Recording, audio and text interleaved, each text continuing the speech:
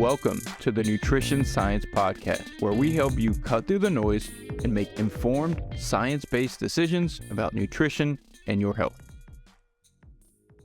How's it going, everyone? Welcome back to another episode of the Nutrition Science Podcast. I am your host, Dr. Adrian Chavez, and in this episode, we are going to be discussing how to become an alternative health guru and why these individuals can be so dangerous, why the tactics that they use in order to get famous and develop notoriety can be so dangerous.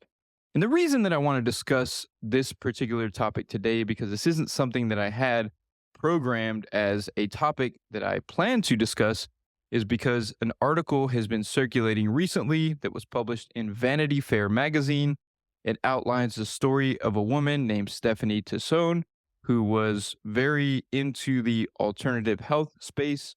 She particularly had a close relationship with an individual who calls himself the medical medium. His name is Anthony William, and her family broke this story or helped to contribute information to this story because they believe that the medical medium played a role in Stephanie not getting the proper medical care that she should have gotten, and she ended up dying from breast cancer after not getting the proper diagnosis and treatment until it was too late. If you're not familiar with the medical medium, this is an individual, as I mentioned, his name is Anthony William, and he claims to have been born with a unique ability to converse with the spirit of compassion, is what he calls this spirit that he claims to speak to. And he says that this provides him with extraordinarily advanced healing information that's far ahead of his time. And this is straight from his website. So he claims to be able to speak to a spirit that gives him special information. And this special information he puts out into books and various types of content and uses this to convince people who have chronic illnesses, various chronic diseases, to follow his protocols. So I don't want to really get into too much detail about the story. I don't know the details of the story. I wasn't there. You can go read it. I will link it in the show notes. But what I do want to do, and this is why I have titled the podcast the way that I did, is I want to discuss how this happens, because you might hear that story and think, how do people believe this? Like if someone told you, hey, I have spirits that are telling me that you have this health condition and this is how you treat it. If I came up and told you this, most people are not going to believe me. Most people are going to think I'm a little off. But this individual, Anthony William, has published 8 New York Times bestselling books. He has developed a large platform, has been featured on various shows and worked with celebrities. He was on Keeping Up with the Kardashians, and he's become very popular through this story and through the things that he promotes. And what I'm going to discuss today is the foundation of a lot of marketing in the nutrition and health space. And this is why I want to discuss it, because if you understand the tactics and strategies that people are using in order to get you to believe things, you can be better equipped at avoiding misleading information and avoiding these tactics that can be very persuasive. And they're used very commonly in the trajectory, the path, the blueprint, the strategies are very similar in many cases. And these are the things that are taught. For example, when I was first getting onto social media, I was trying to figure out, how to communicate better with audiences, how to get clients and things like that. This was years and years ago. And I signed up for different marketing programs. And many of the tactics that we're going to talk about in this episode they're taught by marketing programs in order to help people take advantage of vulnerable people, essentially. And you'll see why that is the case in a second. But my hope in this episode is that, by understanding how this all works, it just puts you in a better position to say, okay, although this sounds very believable, I could see how someone could create this perception, even if it's not entirely true. So let's start off with how this works. So the first thing that you do, and the first step to becoming a nutrition or alternative health guru, is to find individuals who are vulnerable and desperately searching for a solution to a problem.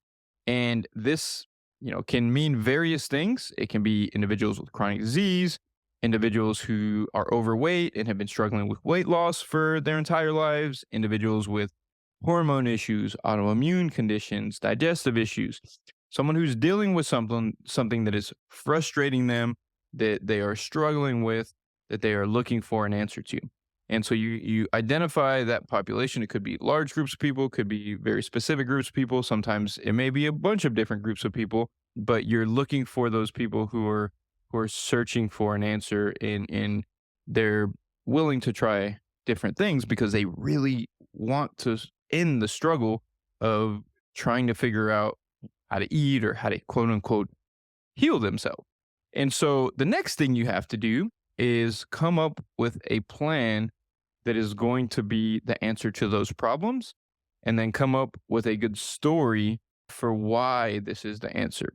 And when you talk about the plan, when you're discussing the story, the key is to speak with full confidence and make it very clear to the person on the other side that what you are discussing is the solution.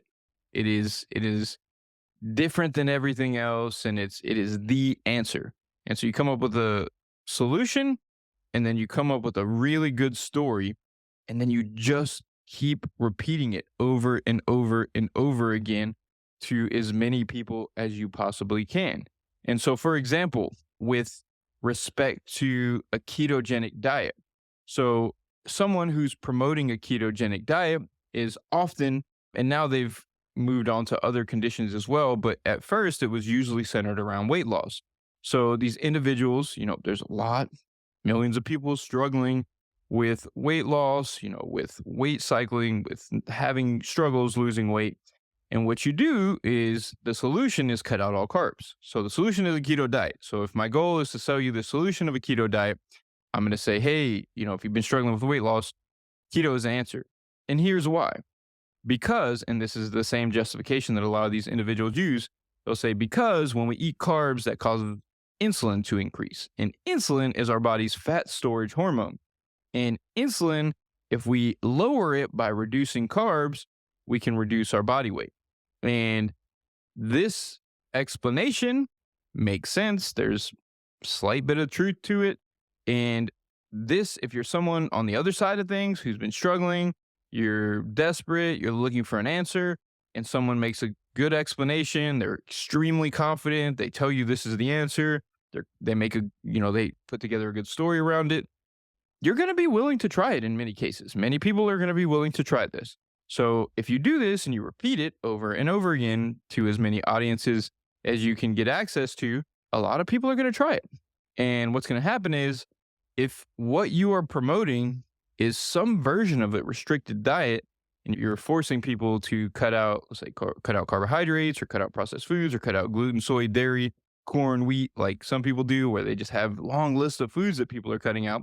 What's going to happen is, just by nature of the fact that you're prescribing a restrictive diet, many individuals are, number one, they're going to lose weight as a result of eating less energy.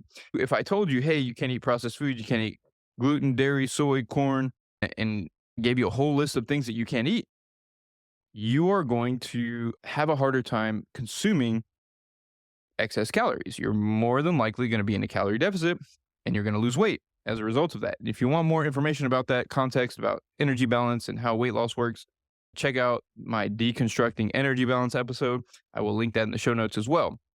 But that's the first thing that's going to happen. The second thing is, in many cases, you're probably going to improve the quality of your diet just by nature of the fact that you can't eat certain things that were probably not very nutritious before. If you have to go on a keto diet, chips get cut out, cookies, cake, crackers, all of these highly processed foods you have to avoid them now because they have carbohydrates. And so that limits your food choices, and that oftentimes limits your food choices to things that are likely to be more nutritious. Now, in the case of a keto diet, let's say, for example, someone goes on a keto diet, they cut out all carbs, but then they start eating a whole bunch of butter, and then they, that's their diet is just meat and butter, and they're eating tons of butter.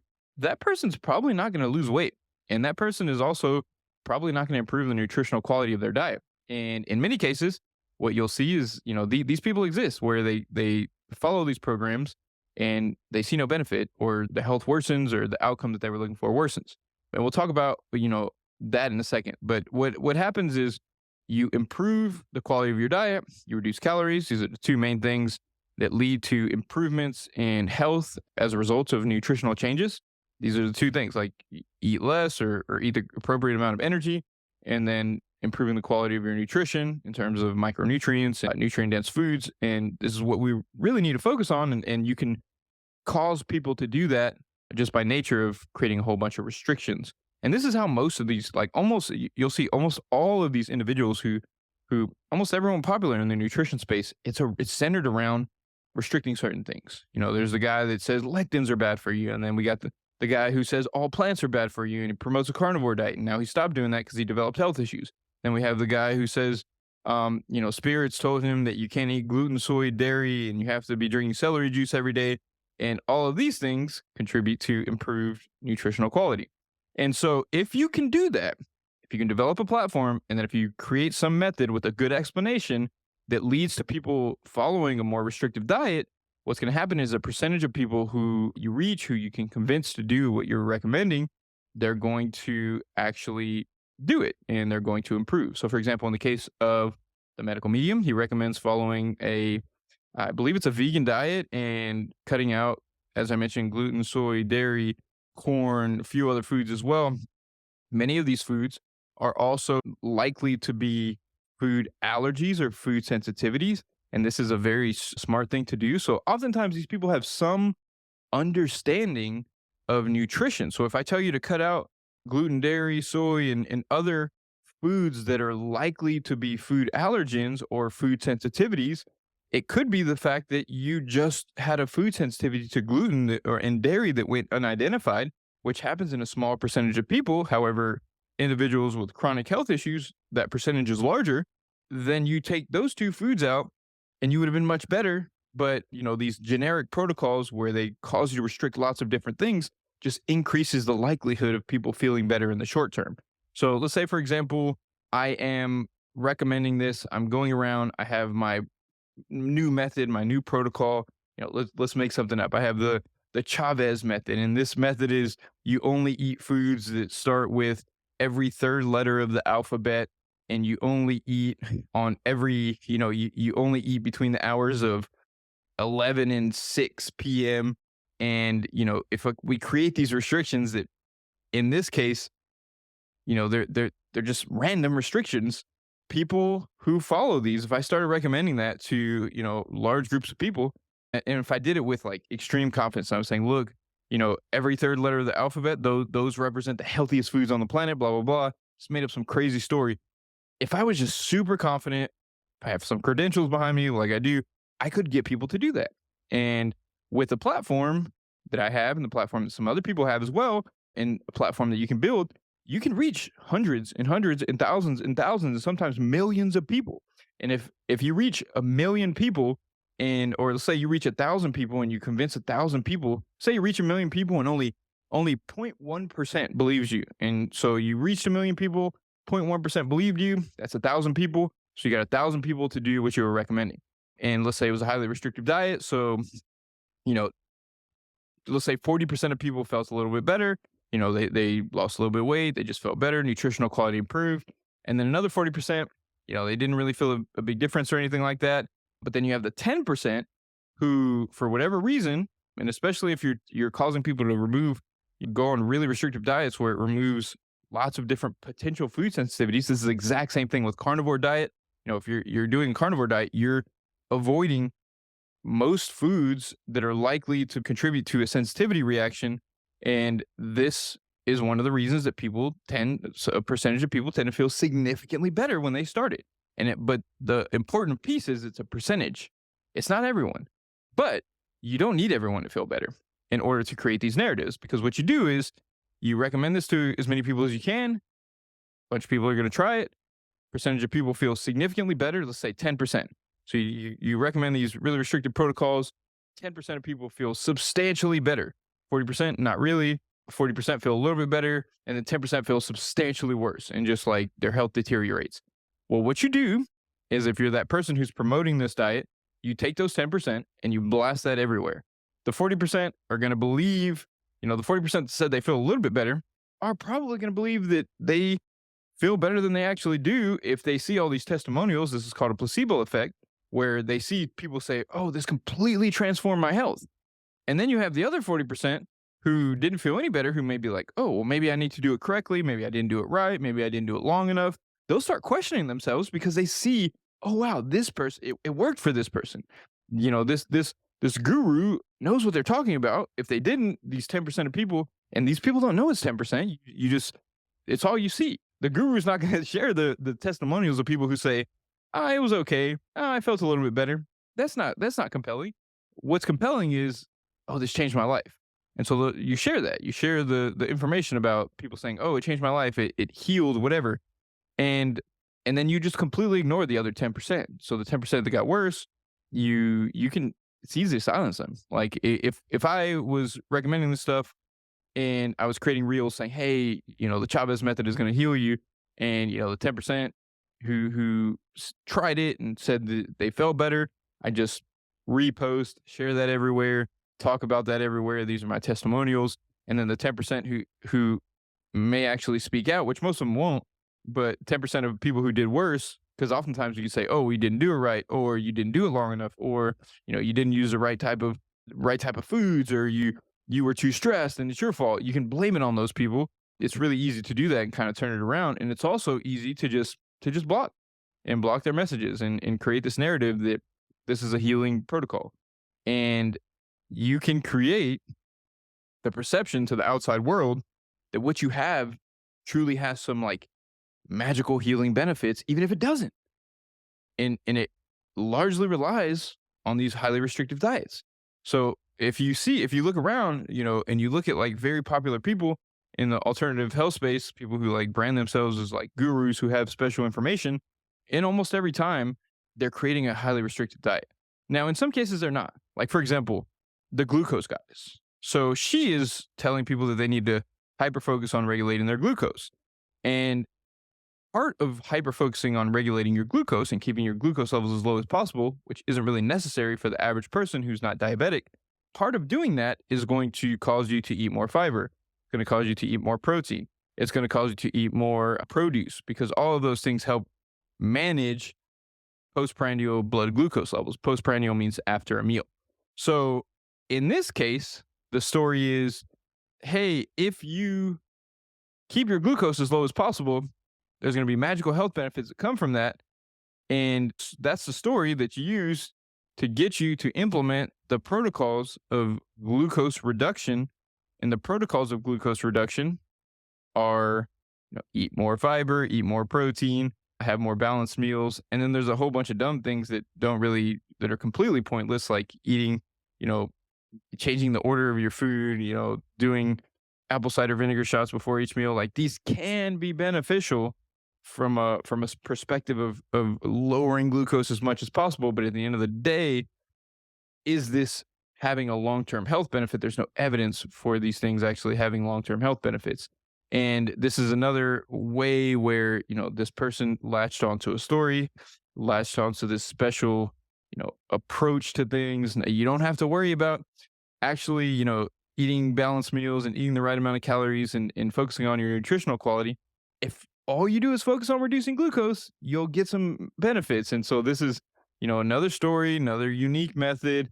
And this is sold with just generally, a lot of it is sold with generally decent dietary habits, but the story and the methodology is misleading. And so this is, how you do that. And you'll have people that try out your methods. You'll have a percentage of them that say change your life, and you blast that all over social media, all over any platform that you can, and you continue to create this perception that people are really benefiting from the methodology that you're promoting. The biggest problem with this is it's not correct. You're promoting misinformation and you're driving a narrative that is not scientifically accurate. Individuals do not need to hyper manage their glucose. Individuals don't need to keep your glucose as low as possible.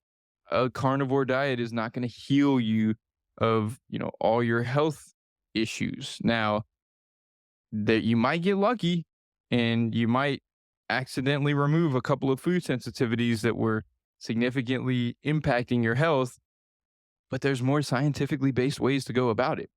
The problem is that if I discuss the complexities of nutrition, I don't have a special method anymore. Discussing science, discussing how our bodies work, discussing the relationship between food and various health outcomes and disease, there's not a special method there. The special method is when you kind of move away from this and say, okay, I have something that works for everybody, or I have something that's going to work for a large percentage of people who fit this criteria. And so you take people, for example, with chronic illness, and these individuals oftentimes are willing to try anything, that they're desperate. And if you can give them hope and say, hey, I know you have an incurable chronic disease that is significantly impacting your life, and I have a solution for it. If you say that, you're going to get a lot of people to do it if what you're recommending has some elements of what would be beneficial for these individuals, then some of these people are going to feel better. The problem is we leave the other 90% of people, the 10% who felt, and again, these are random numbers, the 10% of people who felt worse sometimes can have serious negative health consequences. This happens with the carnivore diet all the time. There's many, many cases of this with the medical medium as well, of people following these protocols and their health deteriorating.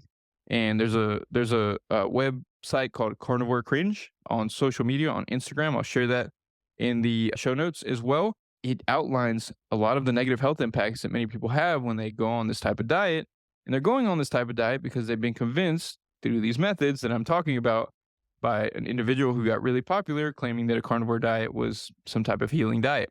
Same thing with other methodologies and protocols as well, is there are long-term consequences, especially when diets are extremely restrictive, especially when diets, have people eating peas, steamed peas for a meal, for example, which is, some of the things that are being promoted in this medical medium cleanse as a mono cleanse that is heavily restrictive, and just like, some of the meals are just like steamed peas, a banana, and that's your whole meal. And or bananas, or it could be more than one, I guess. That's the whole meal.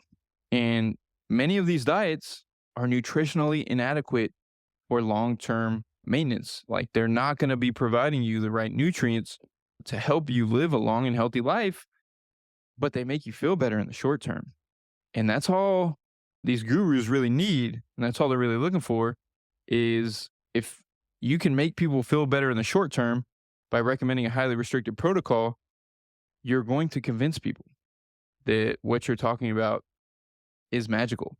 And this is how this tends to work. This is how a lot of these alternative health and diet gurus get so popular. And the problem is that they're, number one, they're misleading people. They're providing misleading information that can be harmful to many people's health. They're making claims about things that just aren't based in science. So if I tell someone that, their chronic health issues are due to a virus, and the way to heal this virus is to follow this extreme protocol, and that person, had another condition, for example. So if I said, hey, you have this virus that is causing these health issues for you, and you need to go on a juice cleanse and take all these supplements to heal. And the reality is that you have breast cancer and you actually need conventional therapy in order to increase your likelihood of living and surviving through it. It can do a lot of harm. And this is something that I see and I've seen in my experience in working with people. I've had clients who have been on highly restricted protocols, extensive supplement protocols, and the things that they believed were supposed to heal them were actually causing incredible damage to their health over time. But they were convinced, they believed, they saw the testimonials, and a perception was created that this person has all the answers. And when people do that, they put you in a position, if you do believe them, where there's a potential for great harm. And this is the part that bothers me the most. I see it all the time, and it's a result of the way that marketing works in this space.